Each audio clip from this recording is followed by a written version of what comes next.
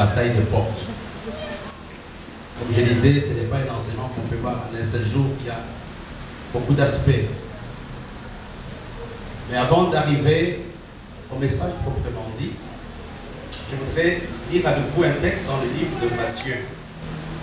Je pense que le pasteur a un peu parlé de cela quand il est en train de diriger la prière. Matthieu, chapitre 11, verset 12. J'aimerais que nous le lisions ensemble à haute voix. Matthieu 11, verset 12. Si vous l'avez trouvé, vous allez les lire à haute voix. Vous pouvez vous déplacer, les lire et communiquer à votre frère.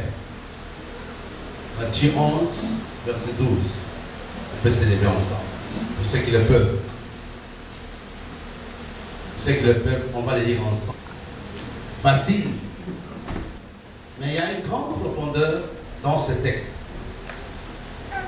La première chose que j'aimerais que vous puissiez comprendre, il y a un prix que tu dois payer pour toutes les choses de valeur.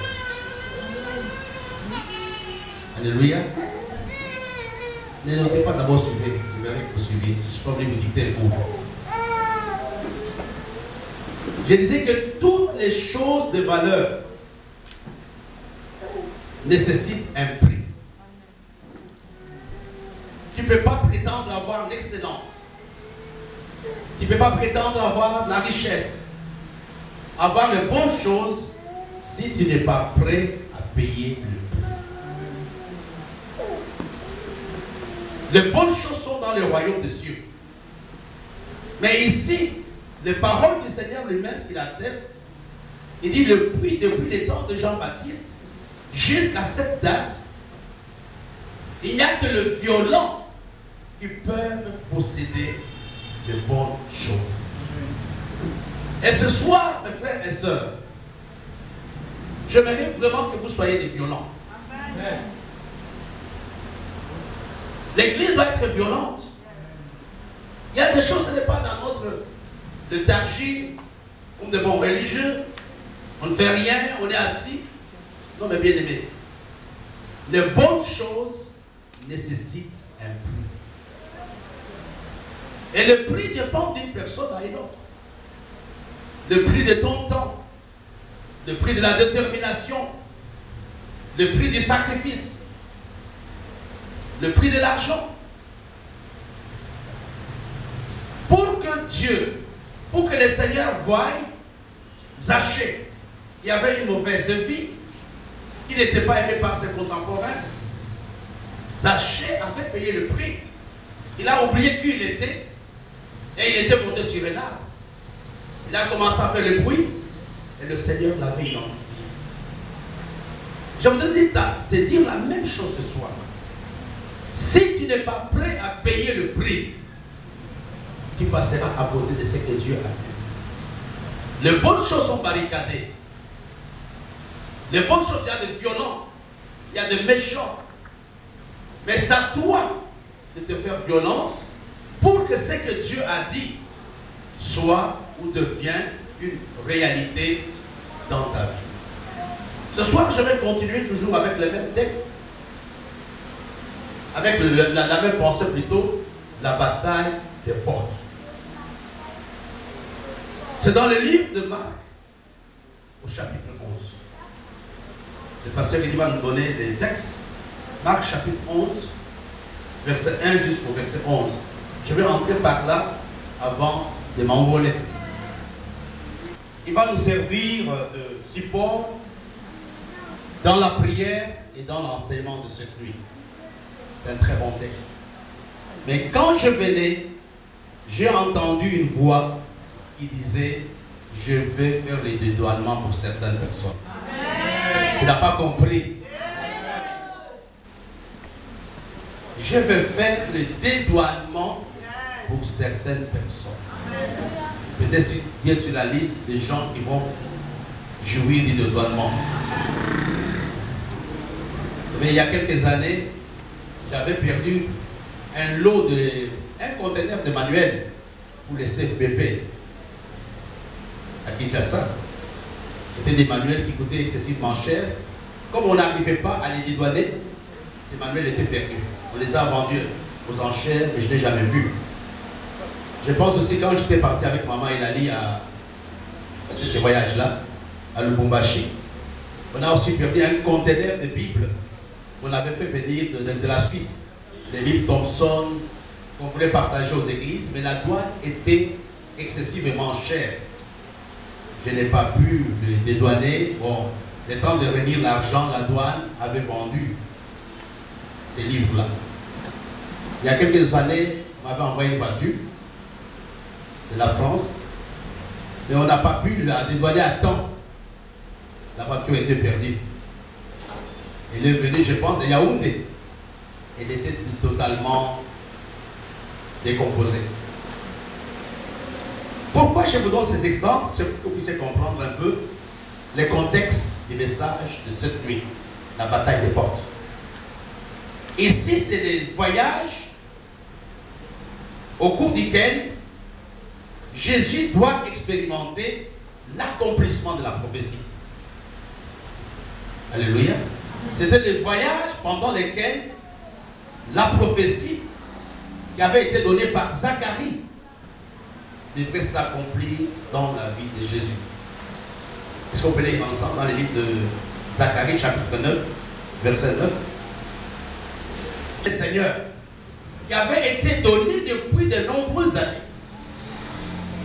Et au cours de ce voyage, cette prophétie va s'accomplir.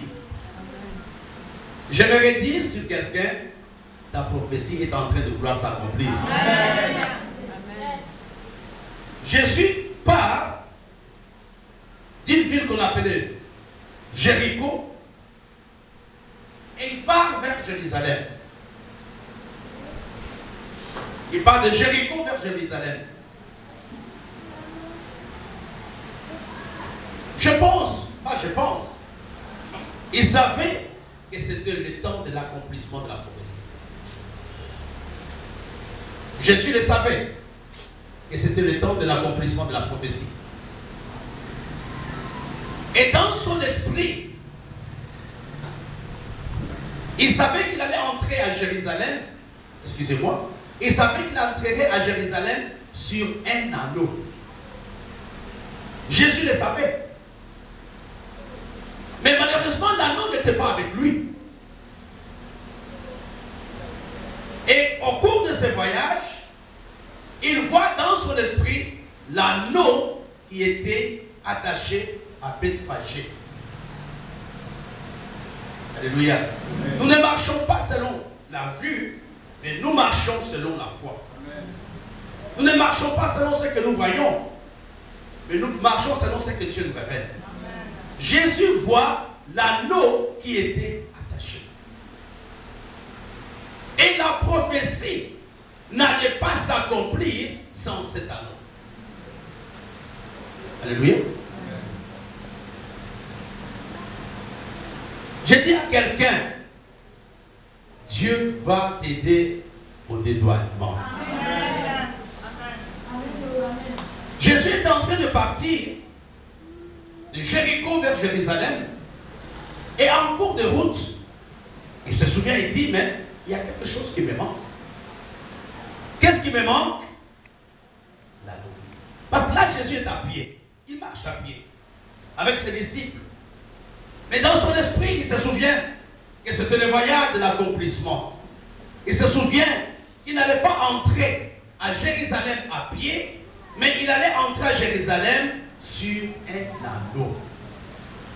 Alléluia. Amen. Je voudrais ce soir t'aider à regarder à ce que Dieu t'a promis. Amen. Peu importe ce que tu vois, peu importe le type de bataille, regarde à l'anneau.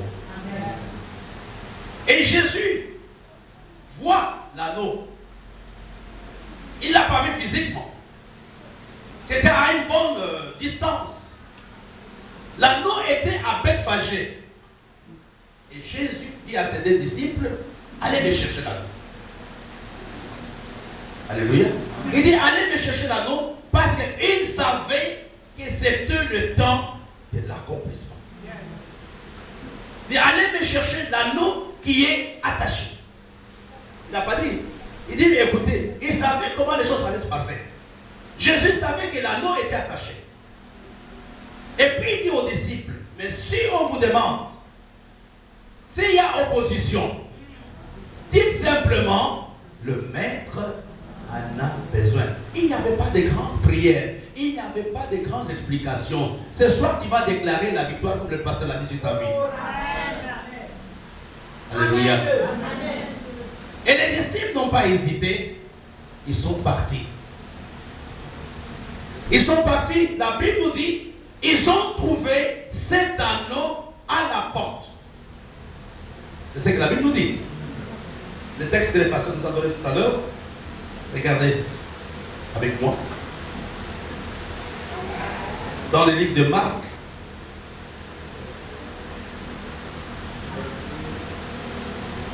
Marc chapitre 11, la Bible nous dit, les disciples étant allés trouver l'anneau attaché près. Regardons le verset 4, lisons ensemble. Verset 4, allons-y. Trouver l'anneau attaché dehors, près d'une porte, au contour du chemin, il les détachait. Alléluia. L'anneau était attaché à la porte. Ta bénédiction est attachée quelque part. Mais par la prière que tu vas faire, tu vas dédouaner ta bénédiction. Alléluia. La Bible nous dit que les disciples sont partis et ils ont trouvé l'anneau tel que le Seigneur avait dit. C'est important, mes frères et sœurs, que vous puissiez un peu comprendre. Je vais vous donner le pitch de la prière pour que vous puissiez comprendre un peu de quoi il est question. Parce que ça vous aidera à prier. Ça va nous aider à prier avant de pouvoir continuer. Cet anneau était en face de 5 grands problèmes. Le problème de cet anneau, ce sont les mêmes problèmes que toi tu peux avoir. Alléluia. Amen. La Bible ne nous dit pas que l'anneau était dans la ville. L'anneau était hors de la ville. L'anneau était hors de la ville. L'anneau était à la porte. Mais cet anneau avait des problèmes. Et ce sont ces problèmes que je voudrais vous présenter avant de continuer. Quel était le premier problème de cet anneau? Cet anneau avait une liberté limitée. Il n'était pas totalement libre parce qu'il était attaché.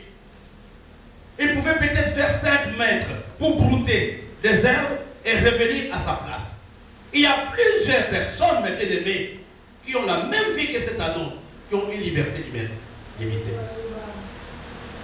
Ils n'ont peut-être pas la santé, ils sont libres, peut-être spirituellement, ils sont libres peut-être sur tel ou tel plan, mais il y a un autre domaine dans lequel ces gens n'ont aucune liberté. Cet anneau avait une liberté limitée. Ce soir, mon frère et ma soeur, demande que Dieu t'accorde la liberté totale. Amen. Quand Dieu nous a franchis, il ne nous a franchis pas seulement dans un seul domaine. Tous les domaines de notre vie doivent expérimenter la liberté. Amen. Mais cet anneau avait une liberté limitée. Il y avait de limitations dans sa vie.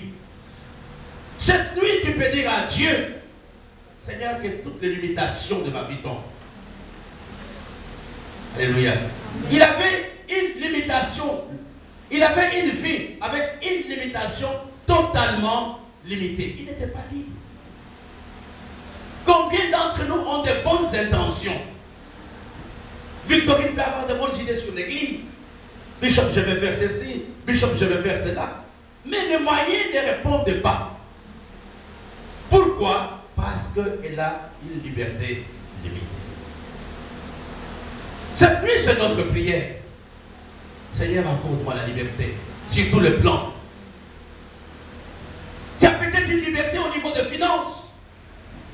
Mais au niveau de ton corps, tu n'es pas libre. Nous avons vu tout à l'heure Olive qui n'a pas chanté. Pourquoi? Elle n'est pas libre au niveau de son corps. Elle est malade. Et vous comprenez, ce dont nous avons besoin, c'est de dire à Dieu, nous voulons expérimenter une liberté totale. Il y a de bonnes choses. Nous avons envie de manger ceci, mais nous n'arrivons pas. Pourquoi? Parce que tu as une liberté limitée. Et la liberté limitée entrave le plan de Dieu pour ta vie. Dieu peut vouloir que tu ailles évangéliser, que tu ailles en mission à tel ou à tel endroit, mais les finances manquent de fois. Et vous comprenez, il y avait un gros problème pour l'anneau. C'était l'absence de la liberté. La Bible nous dit que cet anneau était attaché. Donc elle n'était pas liée totalement. Donc elle pouvait se déplacer jusqu'à un certain niveau. Il y a des gens qui s'engagent avec le Seigneur jusqu'à un certain niveau. Mais parce qu'ils ne sont pas libres, à un certain moment, le maître le ramène. On dit sur la ficelle que non, tu as été longtemps à l'église, reviens maintenant. On va les voir dimanche dans la joie. On va les voir dimanche en train de chanter. Mais dès que nous sortons, le murmure, la tristesse, l'insomnie, autant de choses vont commencer à arriver dans la vie de la personne. Est-ce que vous suivez jusqu'à là? Ce soir, nous parlons du premier problème de l'anneau qui était l'absence de la liberté. L'absence de la liberté.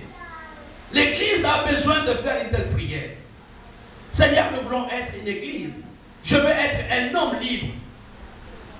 Parce que tu m'as affranchi. Il ne peut pas nous affranchir seulement sur le plan spirituel et nous pardonne le péché. Mais il nous affranchit aussi sur le plan matériel et sur le plan financier. Cet anneau, bien aimé, le premier problème qu'il avait, c'était l'absence de la liberté totale dans sa vie. Il y a des gens qui sont très bien dans le ministère, mais dans leur famille, les choses ne marchent pas. Dans leur maison, dans leur travail. Et c'est que nous cherchons ce soir, vous et moi, on a dit Seigneur, nous voulons une liberté totale. Il y a des gens, c'est seulement le paraître. Nous pensons qu'ils sont dans la joie, mais dans leur cœur, le cœur saint. Nous ne savons pas par quoi ils passent. Nous ne savons pas les choses qui sont dans leur cœur. Ils pleurent. Là, l'anneau ici avait une semi-liberté. Il n'était pas totalement libre. C'est un peu comme un prisonnier. Quand tu as une nouvelle, on te dit, tu peux sortir en week-end. Vendredi, on te laisse à 15 h. Et le lundi matin ou le dimanche soir, il revient à la prison qui entre. Beaucoup de chrétiens sont dans cette situation. Ils ne sont pas totalement libres. Ils ont une liberté limitée. C'est ce que nous voulons demander à Dieu ce soir. C'est-à-dire, nous ne voulons pas nous contenter de la liberté limitée, mais nous voulons avoir la liberté totale. Alléluia. C'était le grand problème qu'il avait. Un des problèmes qu'il avait. Il n'était pas libre. Peut-être c'est ta situation, c'est ma situation. C'est de dire à Dieu, Seigneur, je sais que je ne suis pas totalement libre. J'ai besoin d'expérimenter la liberté. La liberté totale. La Bible nous dit que si le Fils de l'homme vous a franchi, vous êtes, il dit quoi? Vous êtes réellement, il y a des versions qui disent, vous êtes totalement affranchis. Et vous comprenez, c'est à nous ce soir d'engager la bataille, de dire non Seigneur, je ne vais pas. Cette condition de semi-liberté. Et le deuxième problème que l'anneau avait, c'était quel problème? Regardez quand on dit, Jésus avait prévenu. Il leur avait dit, il y a des gens qui vont vous demander pourquoi vous détachez l'anneau qu'est-ce que vous allez dire? Dites simplement que la biac ou la béac a viré l'argent dans ton compte. C'est des jours où les impôts viennent. Alléluia. C'est des jours où les impôts viennent. Quand on commence à préparer un programme, c'est les jours où les animateurs du programme tombent malades. Il y a une maman dans la salle, j'avais prié par rapport à cela. Il y a quelques années, il s'agit de José. Il y a quelques années, quand on avait des grands problèmes, elle ne pouvait pas arriver aux grands problèmes, grands programmes. Et je l'avais appelé, dit José, il faut qu'on prie. Elle préparait, elle courait, quand elle travaillait au secrétariat, elle allait à gauche, à droite. Mais dès que les visiteurs arrivent, dans la plupart des cas, José ne prenait pas part au programme. Et vous comprenez, ce soir, dis avec moi, ce soir. Non, votre soir ne me convainc pas. Ce soir, je frapperai d'aveuglement. Tous les démons qui me surveillent. Il sera invisible, je te dis. Donc dès qu'il y a l'argent, dès qu'il y a l'harmonie, il y a un problème qui arrive. Pourquoi? Parce qu'il y a les esprits qui les surveillent. On les appelle les démons surveillants. On les appelle les démons gardiens. Ils regardent. Il a dit non, demain il y aura le Western Union. Il y aura peut-être 100 000 francs. Et aujourd'hui tu fais l'accident. Dès que l'argent vient de la France, tout passe à la réparation de la voiture. C'était le problème que ce démon, que cet anneau avait.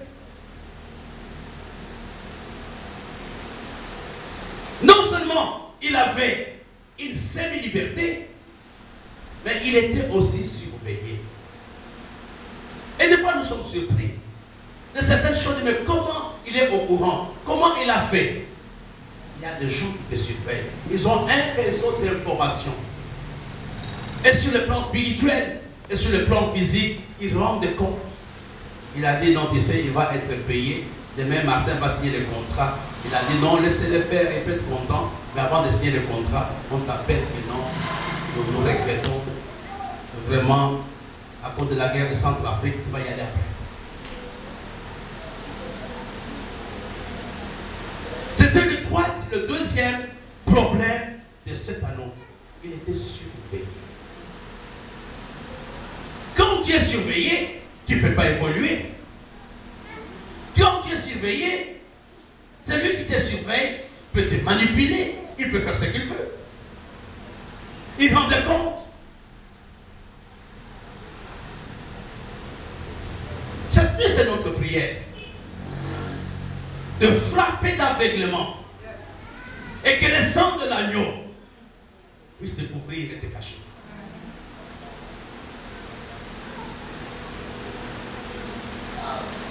Alléluia. Amen.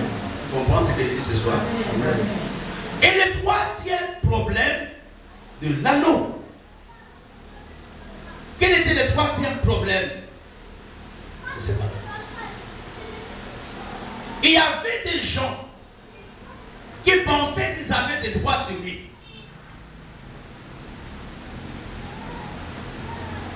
Il y a des gens peut-être qui t'ont rendu service. Surtout vous qui avez été chez les marabouts. À un certain moment, ces marabouts, les esprits, ont un droit de regard sur vos vies. Ils pensent que vous êtes leur propriété. Il faudra ce soir refuser à tout esprit qui pense qu'il a des droits sur toi, à tout esprit de réclamation sur ta vie, de dire non, je ne suis plus ça. Peut-être d'abord, même tu as été voir un marabout qui t'a guéri, et tu es guéri aujourd'hui. Et il commence à réclamer, il a dit, mais tu es là à cause de moi. Il a dit, si je ne t'avais pas traité, si je n'avais pas fait ceci, où est-ce que tu serais? Cette nuit, nous voulons dire à Dieu, Seigneur, je ne veux aucun droit de propriété sur ma vie. C'est à vous de dire non. un droit. Vous appartenez à Jésus aujourd'hui. Vous êtes sa propriété. Vous n'êtes pas la propriété d'un marabout. Vous n'êtes pas la propriété d'un individu. Personne, dis-moi, personne n'a le droit sur ma vie. Personne n'a le droit sur ta vie. Ce sont des choses que tu as fait dans l'ignorance. Il y a des gens qui te réclament des choses. On voulait libérer l'agneau. Et qu'est-ce qui s'était passé? Il dit, mais pourquoi vous voulez délivrer? Mais il a dit, le maître. C'est si tu dois dire à Dieu, tu as besoin de mon corps. Tu as besoin de mes finances. Tu as besoin de mon ministère. Tu as besoin de ma femme. Tu as besoin de ma famille. Tu as besoin de l'église. Personne n'a de droit sur toi. Vous devez refuser de croire, surtout vous qui allez dans des réunions du village. Oh, si je ne parle pas, moi Agnès, ma tante là va me tuer. Tu lui donnes toi-même les droits sur toi. Tu donnes toi-même les droits aux gens de Manjo. Tu donnes toi-même les droits aux gens de Bassa, de Yabassi. Pourquoi? À cause de votre cœur. Et à tel point que quand quelqu'un pense qu'il a des droits sur toi, il est ton patron. C'est pas vrai? Quand il sait qu'il a des droits sur toi, il sait qu'il est ton patron, il va décider. Aujourd'hui, Michou est marié à quelqu'un, il est sous l'autorité de cet homme. Il n'est plus ta propriété. C'est lui qui décide de faire ce qu'il fait. Est-ce que vous comprenez ce soir qu'il y a des gens qui sont dans l'église, mais il y a quelque part des gens qui revendiquent votre vie. Ils ont de réclamations. Vous avez baptisé, vous avez fait des choses avec le monde invisible et vous êtes dans le Seigneur. Ces esprits vous réclament toujours des choses. Ces esprits vous réclament. Tu as conçu en allant voir un marabout et tu es surpris comment ton enfant ne progresse pas. Parce que celui qui avait fait cette cérémonie-là te réclame. Ce soir, nous voulons prier par rapport à ce droit de propriété, à ce pouvoir que nous leur avons donné. Il n'a aucun droit sur toi. Et tu dois dans ta prière refuser ce pouvoir. Et des fois c'est nous-mêmes. C'est un pouvoir d'une façon inconsciente. Peut-être que le chef du village, peut-être que les parents ont donné d'une façon inconsciente au diable. Il a dit, oh toi grand maître, toi marabout de la forêt, je te donne maintenant tous mes enfants qui vont naître, ce sont tes femmes. Et tu es surpris aujourd'hui que ta fille ne se marie pas. Parce qu'il y a eu des paroles qui l'ont mise entre les mains du marabout, entre les mains du chef, entre les mains de l'esprit, entre les mains du totem. Jusqu'à ce qu'aujourd'hui, que tu refuses, que tu dises non, je ne veux pas que quelqu'un me contrôle. Est-ce que vous suivez encore? Amen. C'est le troisième problème que cet anneau avait. Et le quatrième problème de l'anneau, regardez, cet anneau n'avait jamais fait ou n'avait jamais accompli la mission pour laquelle il était là. L'anneau servait à transporter. Vous voyez, il était là pour transporter de la marchandise, il était là pour faire ceci, il était là pour que les gens l'utilisent. Mais on l'a mis dans une position où personne ne l'avait utilisé. Il y a des gens aujourd'hui qui n'ont pas encore atteint l'objectif de leur existence sur cette terre. Qui n'ont pas encore fait le pourquoi de leur présence dans l'église. Donc, si vous voulez bien, l'anneau avait ce que j'appelle l'esprit de nullité. Il était nul. Et c'est une grande punition, l'esprit de nullité. Tu ne dois pas quitter pas réalisé le pourquoi de ta vie. Et c'est souvent comme ça que le diable le combat. Dieu t'a appelé pour de grandes choses. Mais le diable dit non, non, non. Toi, tu n'as pas été fait pour ça.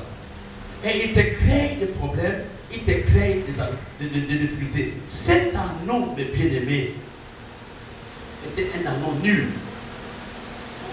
Qui était là pour la décoration. Tu as un mariage de décoration. Tu as un ministère de décoration. Mais qui ne sert à rien. Tu as une affaire de décoration. Tu as un travail de décoration. Mais qui ne sert à rien. C'est seulement un simple décor. Je me rappelle quand le téléphone portable était arrivé. Je ne passe le nom de la personne. Il n'en avait pas. Alors un jour, à l'église, je crois, on était le premier à avoir les téléphones, c'était Dauphin. Il y avait le premier téléphone portable, suivi des Diti. Nous sommes venus beaucoup de temps après. Et il y avait peut-être une dizaine de personnes qui avaient les portables. Aujourd'hui, tout le monde en a. Mais quand Mobilis venait d'arriver, ce n'était pas tout le monde qui avait. Je me rappelle même une histoire. J'avais acheté un téléphone pour maman, elle allait en Allemagne. J'ai ramené ça. Elle pensait que le téléphone de lui-même allait téléphoner. Je lui ai donné le téléphone. Elle a fait 4 jours, personne ne l'a appelé. Parce que les gens n'avaient pas son numéro. Un jour, elle était fâchée, elle est venue au bureau. Je suis venu te remettre ton téléphone. Même toi-même qui m'a donné, dis le téléphone. Elle m'a remis le téléphone. Regardez, donc, je parlais du décor, là, c'est un peu pour ramener. Regardez. Et ce frère a trouvé, vous connaissez les combinés de téléphone là? Les combinés, non? Combinés. Les combinés. J'avais un téléphone, on avait un trick, on pouvait téléphoner à 500 mètres, aller même jusqu'au niveau de la chaîne, mais c'était un téléphone fixe. Alors un jour, un pasteur a pris ça, il a mis dans la poche. Je dis, mais pourquoi tu prends ça? Il a dit, ah, les gens se moquent de moi, ils pensent que moi je n'ai pas de téléphone, il faut aussi que j'ai quelque chose. Mais il ne pouvait pas l'utiliser. Vous voyez, c'est comme ça que le diable fait. Il nous met dans une position où nous avons les choses que nous n'arrivons pas à utiliser. Tu as un mariage qui ne te bénit pas. Tu as un ministère qui ne te bénit pas. Tu as des enfants qui ne te bénissent pas. C'est l'esprit de l'humanité. L'anneau était créé. C'était pour transporter. Mais lui n'avait pas encore été transporté. Ce soir, je voudrais vraiment que tu vives le pourquoi de ta vie. Pourquoi Dieu t'a créé. Que tu entres vraiment dans ta destinée. Si Dieu te donne le travail, c'est pour que le travail te nourrisse. Ce n'est pas un passe-temps. Si Dieu te donne le ministère, c'est pour que le ministère porte des fruits. Et la Bible nous dit que si un arbre ne porte pas de fruits, mon père. C'était le 4e problème de cet anneau. Je voudrais d'abord vous montrer quelque chose. Je vous ai dit que c'était un anneau. Il y avait des gens. Quand vous lisez dans le livre de Matthieu, vous allez voir qu'il n'y avait pas un seul propriétaire. Quand vous lisez dans le livre de Matthieu, vous allez voir qu'il y avait plusieurs propriétaires. Allons d'abord dans les Ésaïe. Ésaïe chapitre 26, qui va lire à haute voix le verset 13. C'est pourquoi même. Et moi ce soir, je refuse que d'autres maîtres dominent sur ma vie. Je refuse que d'autres maîtres dominent dans mon ministère. Grâce à toi, Jésus, je peux t'invoquer. Regardez cet anneau, je ne sais pas pendant combien de temps cet anneau était dans cette position. Je ne sais pas pendant combien de jours cet anneau était dans cette position. Mais il fallait attendre l'arrivée de Jésus. Regardez. Ce n'était pas Jésus qui s'était déplacé, c'était sa parole. Il dit, il a envoyé les disciples Ce soir, la parole de Dieu que nous proclamons est en train d'opérer la délivrance dans la vie de quelqu'un. Il a dit, allez leur dire. Le maître a besoin. Regardez, cet anneau était sous l'emprise de plusieurs esprits. Matthieu dit que plusieurs maîtres avaient demandé pourquoi on te détache. C'est ce que je voudrais te dire ce soir. Nous sommes dans la bataille pour retrouver notre liberté. Nous sommes dans la bataille pour accomplir le pourquoi pour lequel Dieu nous a créés. Nous sommes dans la bataille. Fais quoi? Troisième point. Nous sommes dans la bataille pour résister à tout esprit qui nous surveille. Et nous sommes dans la bataille pour dire non à l'esprit de réclamation. Nous sommes dans la bataille pour que nous retrouvions le sens ou la valeur de notre existence. Regardez, c'était un anneau. Et pour continuer, c'était un anneau qui vivait dans la honte. Parce que le jour que Jésus les délivre, la Bible nous dit, les gens ont habillé l'anneau. Ils ont mis, c'était un anneau qui n'avait jamais connu c'était quoi la gloire. Qui n'avait jamais connu c'était quoi la célébration. C'est peut-être ta situation. Tu n'as jamais connu c'est quoi la célébration. Mais ce soir, Dieu est capable de te faire sourire. Amen. Ce soir, tu peux être acclamé. Ce soir, on peut organiser un jour une réunion spécialement pour toi, pour te dire que tu es quelqu'un. Partout où tu passes, tu n'as aucune dignité. Le jour que Jésus arrive dans la vie de cet anneau, la Bible nous dit, les gens ont commencé à applaudir l'anneau. Cette nuit aussi, par la prière que tu peux faire, tu peux dire non à la vie de honte. Tu peux dire non à la vie de honte. Seigneur, je suis fatigué d'avoir cette vie. Tu ne dois pas avoir une même saison où ton nom aujourd'hui est lié au mépris, où ton nom aujourd'hui est lié à la médiocrité. Mais tu dois avoir un nouveau nom où on peut t'acclamer, où on peut compter avec toi, où on peut dire, ah, Napoléon a changé. Il y a quelque chose qui vient d'arriver dans la vie de cet anneau.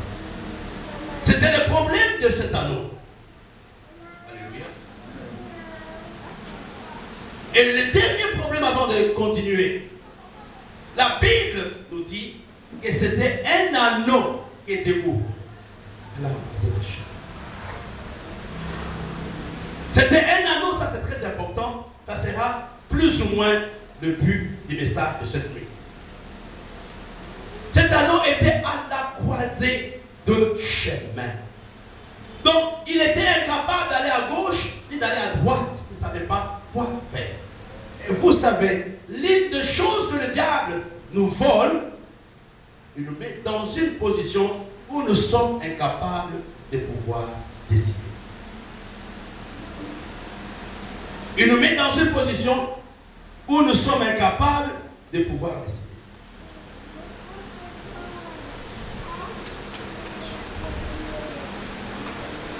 C'était le dernier problème de cet anneau. C'était le dernier problème de cet anneau. Il ne savait pas décider. Il était à la croisée de chemin. D'abord, je vous ai dit tout à l'heure que c'était un anneau qui était à la croisée de chemin. Mais il y a quelque chose qui est très important pour toi et pour moi. Cet anneau devrait aider le Seigneur à entrer à Jérusalem. Mais c'était un anneau qui était lié. Il y avait une étoile invisible. Il y avait une douane invisible. Dis avec moi ce soir. Toutes les douanes qui ont bloqué ma grâce. Je mets des douanes au nom de Jésus. Regardez, Jésus arrive. Il dit non, je dois utiliser cet anneau. Il y a des choses à toi. Il y a des choses que Dieu a prévues pour toi. Mais qui sont bloquées quelque part. Qui ne sont pas encore encore entré dans ta vie. Jérusalem sur l'anneau. Mais l'anneau n'était pas à ses côtés. Mais qu'est-ce que Jésus avait fait? Il a revendiqué, il a réclamé, il a dit cet anneau m'appartient. À toi de revendiquer ta bénédiction, à toi de revendiquer ton miracle, à toi de dire ceci est à moi. Je dédouane tout. Tu vas dédouaner sans argent, au moyen de ta foi, au moyen de la prière, au moyen du sang de l'agneau. Toutes les choses qui sont encore à la porte doivent entrer dans ta vie. Il fallait que Jésus dédouane l'anneau. Il a dit, oh, j'ai besoin de cet anneau. Ce soir, tu dois dédouaner les choses qui t'appartiennent. Dieu a déjà libéré. Mais il y a des esprits quelque part qui les bloquent. Regarde, il y a des choses qui sont à toi. Et ne meurs pas sans le vivre. Ne meurs pas sans le posséder. Tu seras surpris quand tu seras au ciel, quand Dieu te montrera que cette grande maison, j'avais prévu ça pour toi. Et ça sera trop tard. Regardez, Jésus arrive. Il dit aux disciples, allez dire, et j'en ai besoin. Il y a des situations, mes bien-aimés. Nous avons besoin de la proclamation de la parole de Dieu.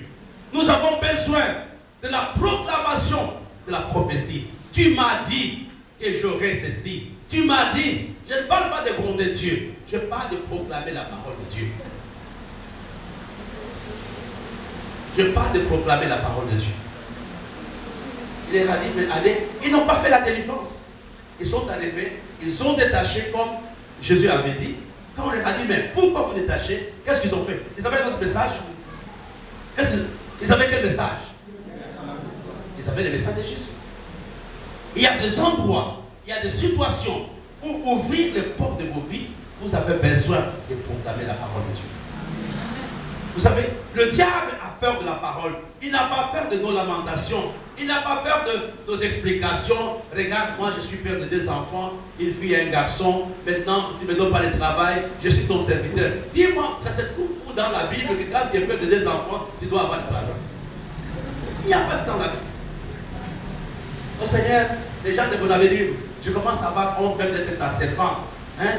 Moi, Véronique, moi, Olive, les gens se moquent de moi. Où est Dieu? Vraiment, Seigneur, fais quelque chose. Si ça continue, ça, je chante même plus. Si tu fais ça pour moi, Seigneur, moi, je vais. Proclame la parole de Dieu. Amen. Quand il est parti, il a dit, le maître a besoin. Il faut connaître ce que Dieu t'a dit. Il faut parler de ce que Dieu t'a dit. Reprends le message de la Bible. Reprends le message de la Bible. Reprends la parole de Dieu. Proclame-la quand il y a résistance. Proclame-la quand il y a opposition. Proclame-la quand il y a maladie. Quand ils sont arrivés, ils ont dit, le maître en a besoin. Ils n'avaient pas de discours. Ils n'ont pas dit, nous allons essayer. Ils n'ont pas dit, est-ce que vous ne nous connaissez pas? Nous, nous sommes les plus proches collaborateurs de Jésus. Si nous sommes ici, ce n'est pas à cause de nous-mêmes. Vous devez avoir peur. Lui-même, d'ailleurs, va venir dans quelques minutes. Quand il arrive, il va vous finir ici. Mais ils ont dit seulement, le maître a besoin. Proclamons ce que Dieu dit. Et grâce à ce que Jésus avait dit, grâce à ce que le maître avait dit, l'anneau a été libéré et la prophétie s'est.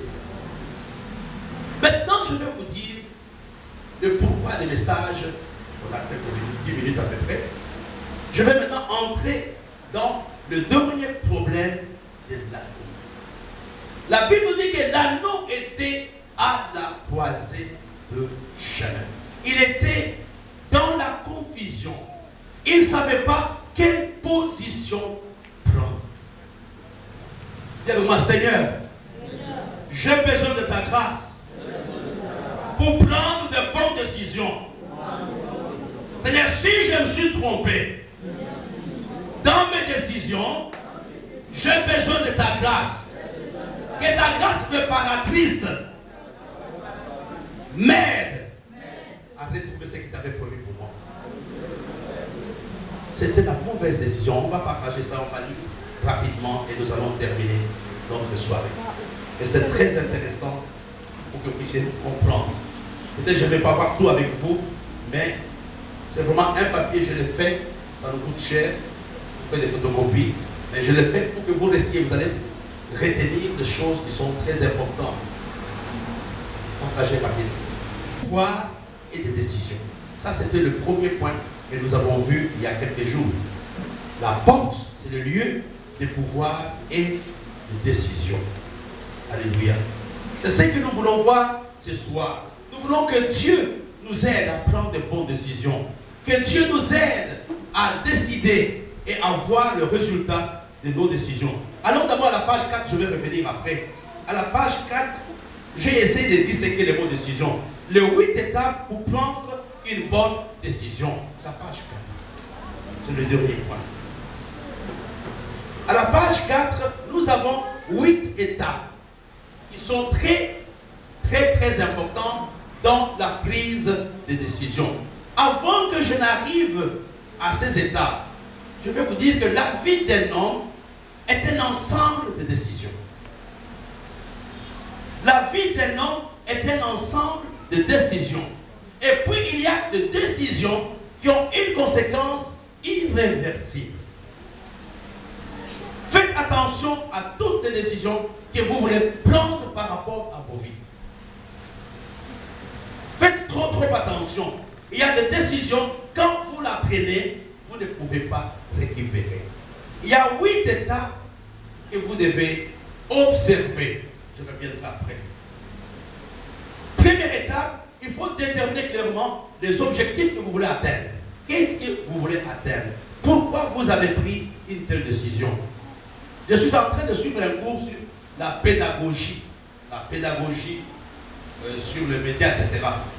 Et l'une des leçons, dans chaque cours, dans chaque leçon, l'enseignant doit déterminer l'objectif poursuivi. Vous comprenez? Le tout n'est pas de donner beaucoup d'informations aux étudiants, mais il faut déterminer qu'est-ce que tu veux que les étudiants retiennent. C'est la même chose quand vous prenez une décision. Quand vous posez un acte, qu'est-ce que vous poursuivez? Et le deuxième point, c'est, disons ensemble le point 2, éviter la précipitation et rechercher à élever ton niveau de connaissance par rapport à l'objet de la décision. Et nous allons voir encore un peu plus tard, il y a 2 éléments qui détruisent, qui nous amènent à prendre une mauvaise décision. C'est la précipitation et le mauvais sentiment, la colère, la haine, ainsi de suite. Ne prenez pas une décision quand vous êtes dans la colère. Quand vous êtes dans la colère, vous prenez une décision, vous risquez de poser les actes que vous allez regretter jusqu'au soir de votre vie. À cause de la colère, Moïse n'a pas pu entrer à Canaan. À cause de la colère, Moïse a désobéi à ce que Dieu lui avait dit. Donc il y a 2 choses, maman Sylvie, jamais décider quand on est fâché. Jamais décider quand on est trop dans la joie. Quand on est trop dans la joie, tu dis à ta femme, bientôt je vais t'acheter une maison. Après, tu as dit, la maison est où? Oh, non, moi je peux trouver la maison. Mais qui a pris cette décision? C'est Barthélemy. Dis, maman Agnès, je vais t'éprouver. Tu as pleuré.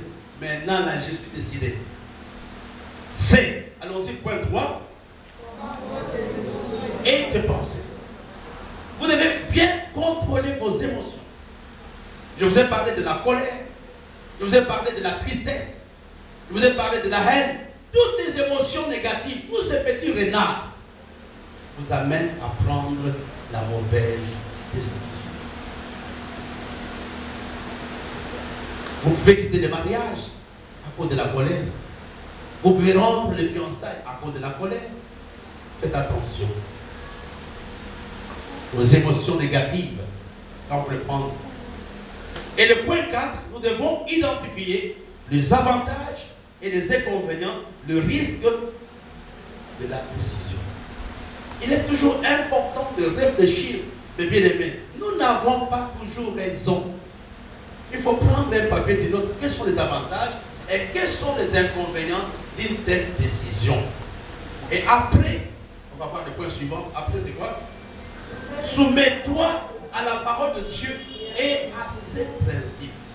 J'entendais un peu hier avec le pasteur dit, notre décision ne doit pas être au-dessus de la parole de Dieu. Elle ne doit pas être en contradiction avec la parole de Dieu. Nous n'avons pas une vie qui n'a rien avec la parole de Dieu et une autre avec la parole de Dieu. Non, non, c'est la même vie. Toute décision doit être soumise à la parole de Dieu. Point 6. Interroge le Saint-Esprit dans la tête. Et souvent, le point 6, nous le sautons.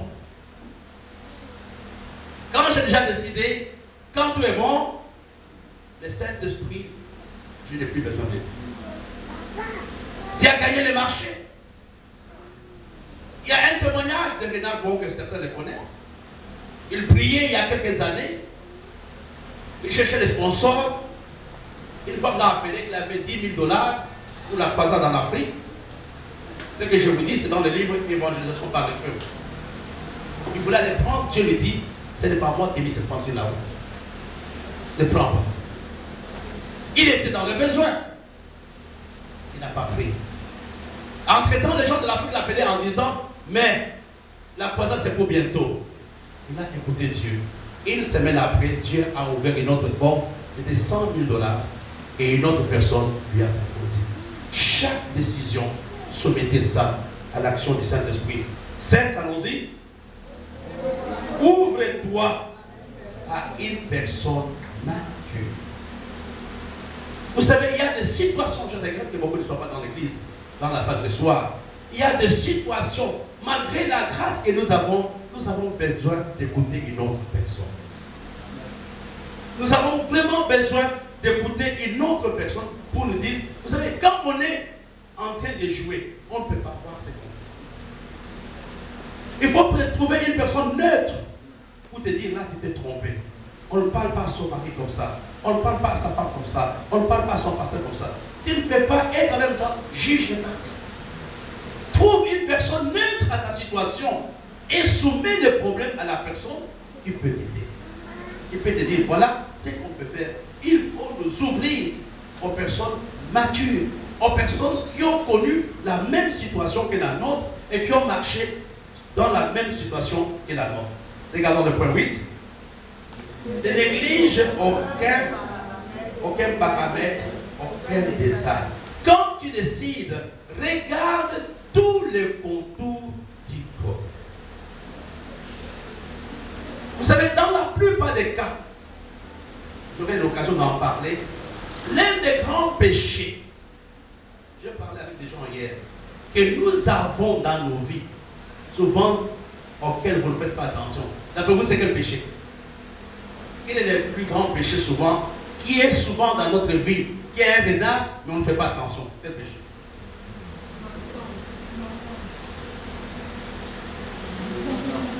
C'est bon, c'est quel péché? Hein? Négligence. Hein? Orgueil. Oui, tout ça c'est bon, mais il y a un péché, un petit, mais souvent on ne fait pas attention.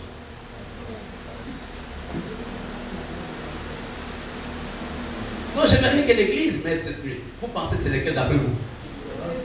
Hein? Le mépris. La désobéissance. Bon, on va gagner.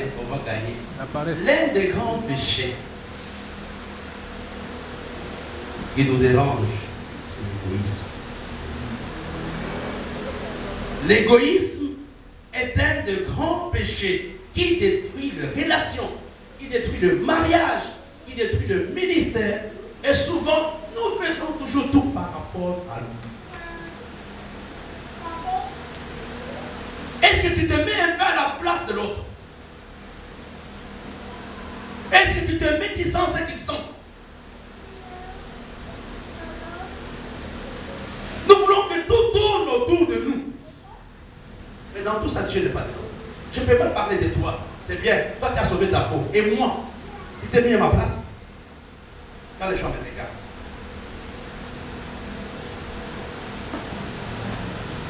Oui. Si vous pouviez un peu vous mettre à la place des gens qui sont dans la chair, il y a très peu de gens qui n'allaient pas résister de les aider.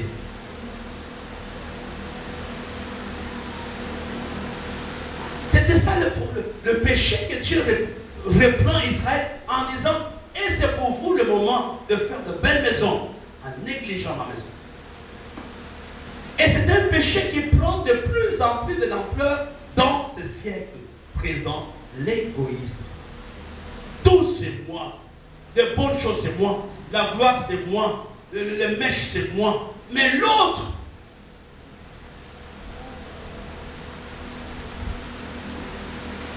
c'est un grand problème. Vous savez, un homme qui sait écouter, je parle souvent avec des amis, un homme qui sait écouter, qui est sensible à la souffrance de notre personne, a une autre attitude. Il a une autre attitude. Cet homme, comment il vit? Est-ce que je me mets à sa place? Cette femme, comment elle vit? Nous sommes tellement... Un égoïste ne voit même pas le besoin des autres. Un égoïste est très insensible même à la souffrance de quelqu'un.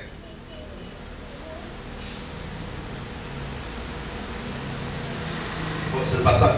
On va revenir dimanche peut-être. Mais je voulais vous dire tout simplement que nous devons faire attention.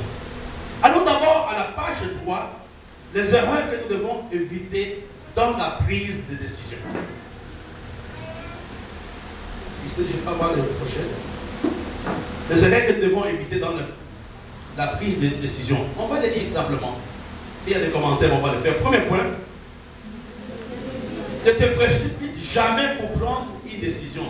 Les bonnes choses s'obtiennent dans la patience. Non, c'est fini. Garde des choses là. Moi encore, non. Vraiment, je ne suis pas dedans, je ne suis pas dedans. Non. Point 2.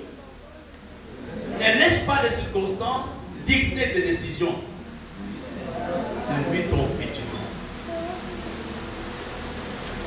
Et souvent, nous prenons des décisions par rapport aux circonstances, mais nous oublions notre destinée. Ne te compare jamais à autrui pour prendre une décision. La vie n'est pas une compétition, tu es unique. Amen. C'est ça, il y a des gens qui n'aiment pas qu'on les convoque. Ils veulent avoir leur particularité. Nous ne sommes pas dans une compétition. Tu ne vas pas te comparer à tel ou à tel. Parce que tu ne connais pas quel est son secret avec Dieu. Regardons ensemble le point 4. Ne prends jamais une décision qui va à l'encontre de la parole de Dieu. Là, c'est ça le commentaire. Point 5. Ne prends jamais une décision pour plaire aux hommes. C'est programmer son échec d'avance. Et souvent, nous avons tendance à dire qu'est-ce que les gens vont dire, mais jamais dire qu'est-ce que Dieu va dire. Ne prends jamais une décision sous le poids de la colère et de l'émotion. Elle est toujours accompagnée du regret. Des fois, on prend tellement de décisions sous le fait de la colère, mais après.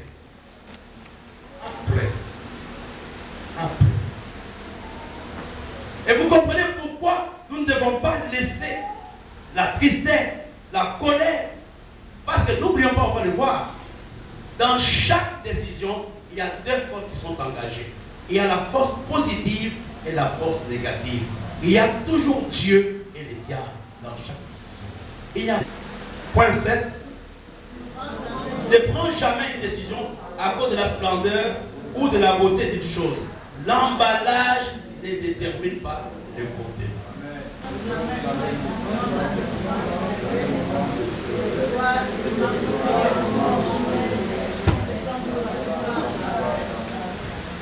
Qui peut dire ça carrément?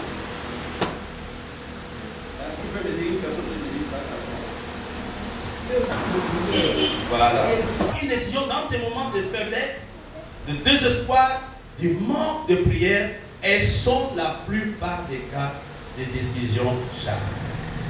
Non, en tout cas, vous n'allez plus rien faire pour moi. Comme vous avez fait comme ça, restez avec vos espoirs. Restez vraiment. Moi d'ailleurs, où est-ce que vous allez encore me voir? C'est fini, c'est fini. Demain là, on va divorcer. C'est fini. Et après, quand la paix reviendra, il sera sûr. Il y a des moments où mieux vaut se taire, ne rien dire. Il faut couper. Là, ce sont des erreurs souvent que nous commettons. Est un lieu de décision. Point 1. Ta présente situation est le résultat de tes décisions passées. Ça n'oublie pas. Deuxième point. Toute destination future provient d'une décision présente. 3. Décider sans impliquer Dieu, c'est se rendre maître de son propre destin. 4. Derrière chaque décision se cache une conséquence positive ou négative à assumer. 5.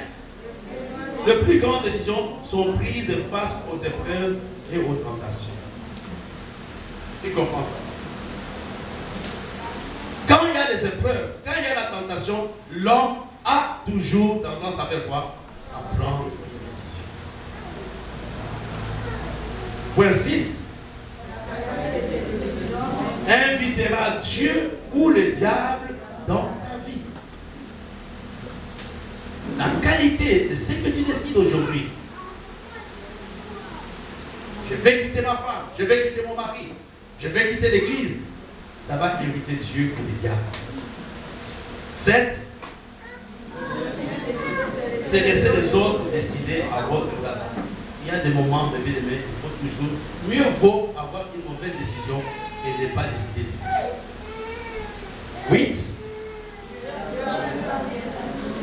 Le libre arbitre. Donc Dieu ne peut jamais décider à ta place. Nous sommes libres. Il ne peut pas décider pour nous. Il nous a déjà tout donné. Il nous a donné sa parole. Il nous a donné le Saint-Esprit. Mais c'est à nous de l'écouter. Point 9.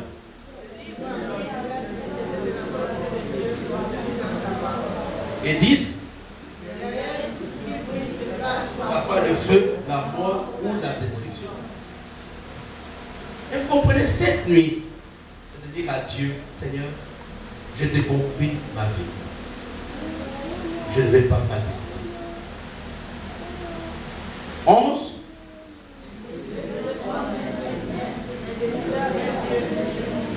Et regardons le point 12 avant de terminer. L'accomplissement des desseins de Dieu ou du diable passe par les décisions que vous prenez.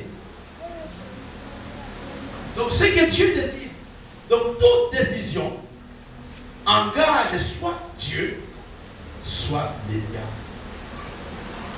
Et vous comprenez que la décision est une grande porte.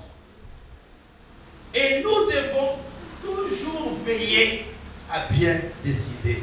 À ne pas décider dans l'agitation, à ne pas décider dans la précipitation, à ne pas décider dans nos moments de faiblesse, à ne pas décider quand les choses ne marchent pas. Laissez le temps à Dieu. On va terminer. Quand nous prenons une mauvaise décision, là on va seulement lire, pour terminer, à la page, il y a à peu près 10 points. Allons-y. Hein? Donc quand on prend une décision, on fait quoi? On s'auto-emprisonne et empoisonne. Il y a des décisions qui empoisonnent nos vies, qui empoisonnent nos ministères, qui empoisonnent nos relations. 2. Une mauvaise décision donne une plateforme au diable dans sa vie. Moi, je ne vais plus parler à mes parents. Je ne parlerai jamais au bishop. Je ne paierai plus jamais ma dîme. Je ne verrai jamais ceci, cela. C'est bien beau, tu as décidé, personne ne peut t'empêcher de décider. Mais soit c'est Dieu qui est dans ta vie, soit c'est le diable qui est dans ta vie. Faites attention. Point 3. Donc la mauvaise décision, c'est quitter Éden pour la terre maudite. 4. Hypothéquer sa destinée, son bonheur. Une mauvaise décision t'amène à hypothéquer ta destinée ou ton bonheur. Point 5. Du bonheur des autres. Quand tu décides mal, tu vas être un aigri et tu vas contempler les autres. Tu auras une vie d'ici. 6. Mal décidé, c'est on invite l'amertume, le regret et la frustration dans la vie. Point 7. De ses rêves et de son futur glorieux. 8. D'accomplir le projet divin pour savoir quand vous décidez mal, Ça signifie, vous avez pris la décision de ne plus bien servir Dieu, de ne plus accomplir le programme qu'il a avec vous. 9 maintenant. C'est grâce. Et 10. Là où les autres vivent aisément. Nous allons baisser nos têtes. La non